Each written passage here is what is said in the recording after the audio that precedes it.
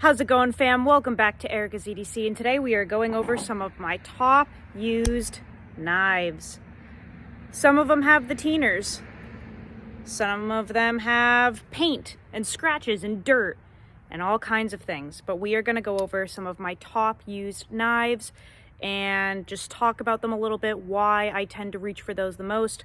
But before I lower you guys down to look at these, I just want to thank you guys so much for all of the support on the dart drop. These dropped on Friday at 7 o'clock and they sold out within minutes. The harpoon ones, we had 8 total, 4 of the K390, 4 of the 10V. They sold out within minutes, and I just want to thank you guys so much for the support. That was my first real collaboration design, and I cannot believe how quickly they were gone and how many people were asking for them. The custom orders are still rolling in. You can get one of these customized if you want with any steel that you want, any colored scales, whatever, harpoon, no harpoon, doesn't matter. But I am just blown away at the support. So thank you so much from both myself and Levi for purchasing those darts on Friday. We have more on the way. The next drop will be in K390. The whole drop will be K390, and they're all going to be drop point ones like this. They just won't have the jimping. They're going to be really slim and elegant and more, I don't know, just simplistic. But yeah, they'll be drop point, no jimping, K390, still really hard, really good steel. It'll get the teeners, all that good stuff. So I'm gonna lower you guys down, that way we can kind of look at these closer, but I did just want to pop in and say hi and say thank you because I'm just so grateful for you guys. I really truly am. So let's lower down and look at some highly used knives. Some of these are indeed pretty famous. Some of them you have seen pictures of and videos already, but let's see. There we go. Yeah, let's take a look at some of these. Move them out of the way. We'll go through them one at a time here. Well, we've got some really good ones. Okay, so first up, we'll do this GEC Cody Scout. This is one that I wanted for a really long time, and Jessie got this for me. It's in beautiful burlap micarta, and she's got the teeners. I've really used this one a lot. It does have a nice shiny edge on there that I did, but this is a beautiful knife. Definitely like a full-sized traditional knife, I would say. You can definitely really get a full grip on that, but just look at how gorgeous it is. I will say the one irritating thing about these, and all of them have it pretty much, is the blade play. So you've got side to side and up and down. You can probably hear it. Kind of rocks all around in there, and that's really frustrating. As far as I know, the ones that don't have the lock back do not have that play. It's just the lock back ones. So that's really unfortunate. But aside from that, these are gorgeous knives. I love this knife. It is, it won't close or anything on you. It just has play.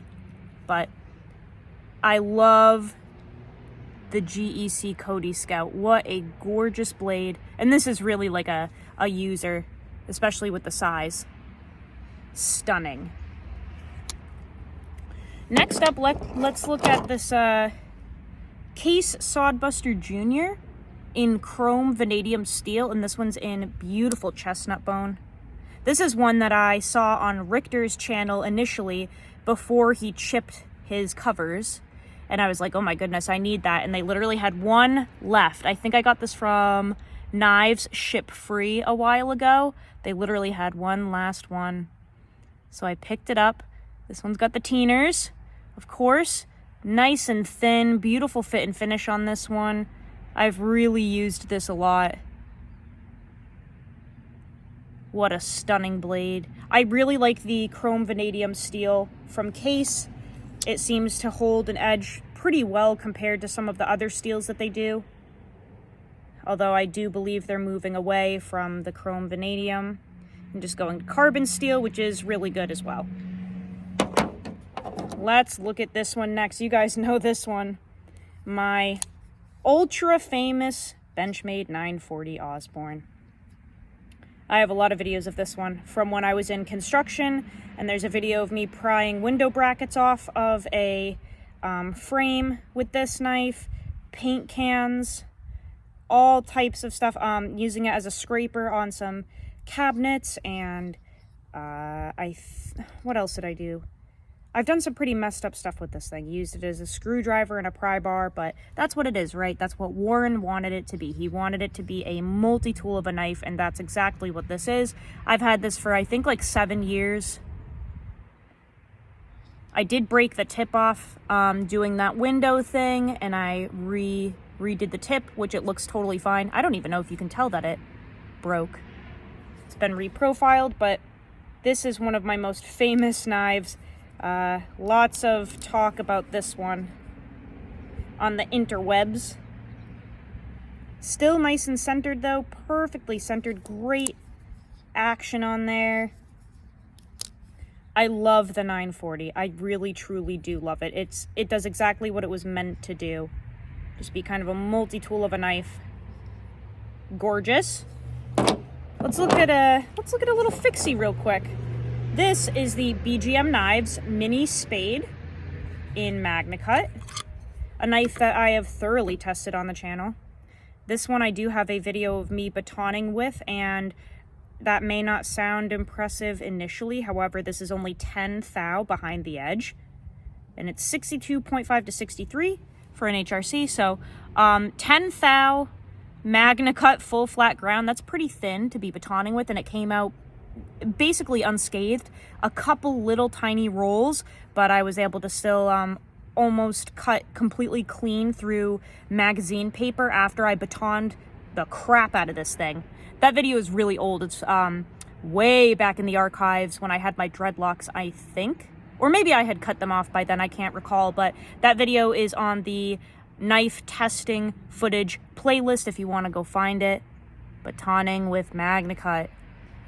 But this is one of my best performing knives. I was a little sus about it at first because it was one of the first knives made in Magna Cut. I initially had a pretty poor experience with it, but this one ended up being really good after I took the convex edge off, and now it's one of my best performing knives out of my entire collection. BGM Knives Mini Spade in Magna Cut. Got a nice little carry set up with this one with this little clip here. But this is one of my best knives and one of my most used for sure. Gorgeous. Next, another really famous one. You guys have seen me use the Emerson Mini A100 as a legit wood chisel. When I was doing camper renovations in the winter, I recorded myself using, I think it was a rubber mallet, and this exact Emerson Mini A100, and I literally put it like this and used a rubber mallet and chiseled through wood with it on camera, which is also on the knife testing footage playlist. But I have done some pretty intense stuff with this knife. It's one of my favorite multi-tool knives of all time, and obviously I'm saying multi-tool knife for a reason. This is not for everyone. It's extremely thick. It's got to be like 30 thou behind the edge. It is chisel ground, but extremely thick. This is not a great slicer. It is a multi-tool of a knife. It's a beater, it's a pry bar, it's a screwdriver. It's very much like the Benchmade 940 in the sense where it's just a beast of a knife, and it's like a knife that you can carry if you really want to have fun. That's really what it is. It's a multi-tool of a knife. It's a sharpened pry bar, and you can really have a lot of fun with this thing if you're not looking to do super slicey tasks with it. Got some beautiful micarta scales on here. Doug from the Shutter Doug made those for me years ago, and they were coated in boiled linseed oil before he sent them, so they've got a gorgeous patina. I don't know if he's making scales anymore, but a gorgeous piece. Very, very smooth and broken in after years of use and abuse. What else do we have? This particular Chris Reeve Small Sabenza 31 in S45 VN blade steel.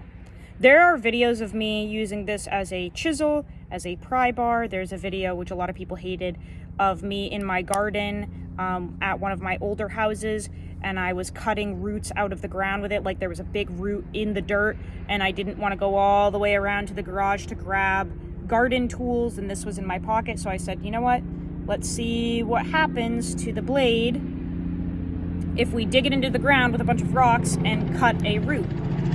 Wow, that helicopter is holy. Dude, I could throw a rock at that thing. It's so close. Oh my goodness. That was wild. I cut through garden roots with this on camera. I think this is, yes, this is the one that I batoned with as well. I'm almost positive. There's a video of me on that testing playlist batoning kiln-dried firewood with this exact Sebenza. I am almost positive. I don't think it's my other one. So lots of pretty gnarly testing with this. It never failed, ever. The only thing that was annoying was that my pocket clip used to ride onto the lock bar if I gripped the knife too tight, so I ended up just taking it off. And I just run it in the pocket with that filler tab there. But this knife is just literally indestructible. Like all of the impact testing that I did to try to create edge deformation, it literally didn't do anything. So really impressed. I love the small Sebenza 31, and this one has just gone through so much with me. I have tried to break it so many times and it just refuses to. So that's one of my most used blades. Surprisingly, the dart is as well. I think it's because you know, I carried this for 3 weeks straight before the drop. I had already tested K390, but I wanted to test my design thoroughly before putting it on the market. And so I really carried and really used this one. Probably more than I ever have. I was so devoted to making sure this was flawless before I put it in the hands of other people that I carried this and only this for 3 weeks, and every single thing I could do with a knife, whether it were in the kitchen or out in the field or at work, this did everything. So this has gotten a lot of use, and as you can see, it's still unscathed. It's just a beautiful piece of art, a beautiful cutting tool by Levi, and I am so excited about this design. Extremely ergonomic and comfortable, especially in that K390. It's just a, you know, a class A performer. But this is easily one of my most used knives. Like I said, because I purposely tried to do everything with it I could before the drop. So the Northern Knife Works Dart, one of my most used fixed blades. We've only got 2 left here, guys. Next up, we have the Great Eastern Cutlery Cattle Knife. This is a 3-blade kind of Stockman style, but with the cigar shape here. And this one, I would classify as abused. I'm not even sure what happened to this. I have used it so much. Let's see if I can kind of pick this up. That's all rust. Definitely should have taken care of this better. I don't know what I did to create all of that rust, but it's there. Really teenered up. Love that swedge though. Love that long pull. That's my main blade. And then you have this little Warncliffe blade. Excuse my beat to shit hands, sorry. This is like a straight razor, so a really good utility blade. Definitely got some teeners and some dirt, and I'm not entirely sure what else, but that's like a straight utility blade there. And then lastly, you have that nice little Spade blade, which is typically kind of my sterile blade. When I carry a model with 3 blades like this, I tend to try to keep one of the blades sterile in case I need something like that, like for my own food or something. But this is a really nice knife. Very thick and heavy for sure, but I don't mind it at all. It's totally worth it to carry this beautiful design. And that main blade is just perfect. That is a perfect design, perfect shape for me. I love that spear point blade. Really need to kind of clean this up though. That one's been really beat up. We got one more, guys. It is another Sebenza, but don't worry, it's worth it. This is my small Sebenza 31 in S45, but this one I got a while ago from GP Knives, and it's a double lug, you know, belt finish, belt satin finish blade, as opposed to the stonewash, which let me just show you in case you're not seeing the difference. So you can see the grind lines on the belt finish one, whereas on the stonewash you can't. It's just kind of that matte finish there. So that's the difference. But this one is still an S45. Got the teeners. Probably shouldn't have the teeners, but it does. Yes, you can patina S45 VN with really acidic substances. I'm genuinely not entirely sure what that is because I use this for everything. Definitely a lot of dog food, so maybe it might have been a dog food thing. But this one's got the snail trails, the teeners, the Nice Guy Machine Company Reeve clip that he makes. That's very, very nice. I prefer it over the regular Reeve clip.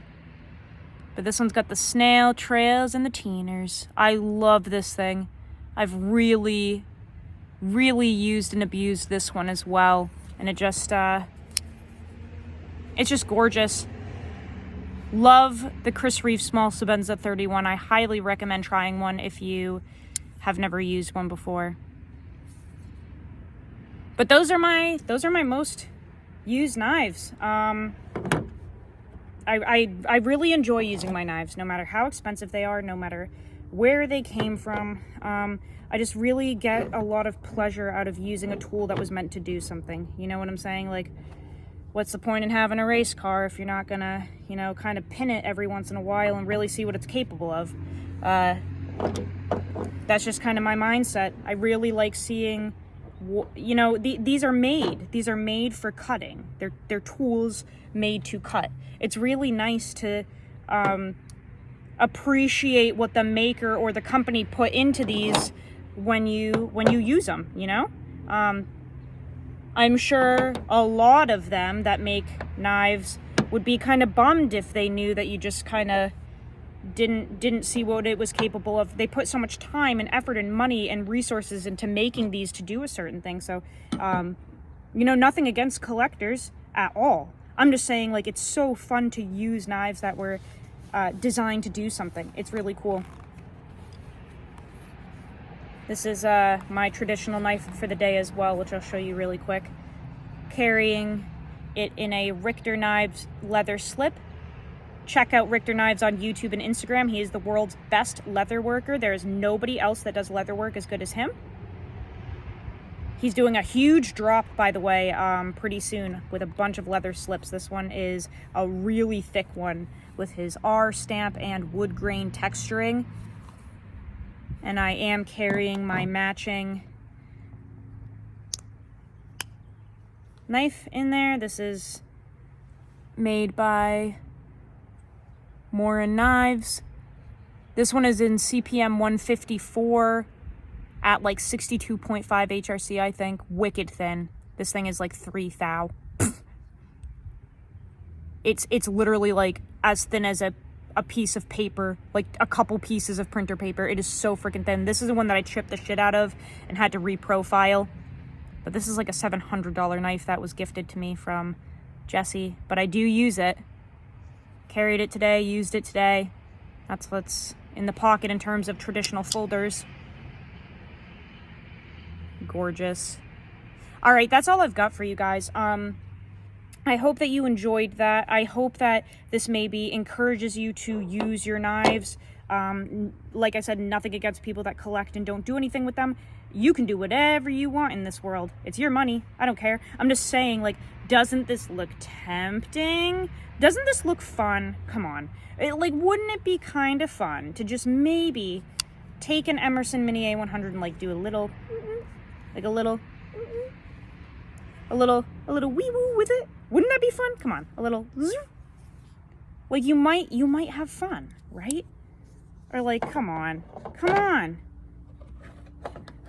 Benchmade 940. This is made to scrape horse hooves, you know? Wouldn't it be a little fun to do a little wee woo? A little zip zip. Anyway, guys, I hope that this encourages you to try to use your knives if you've been on the fence about trying them. Just do it. Just fucking send it. Just get it over with. Hell, if you have to, purposely scratch it. That way it's not a safe queen anymore. You know, just fucking send it.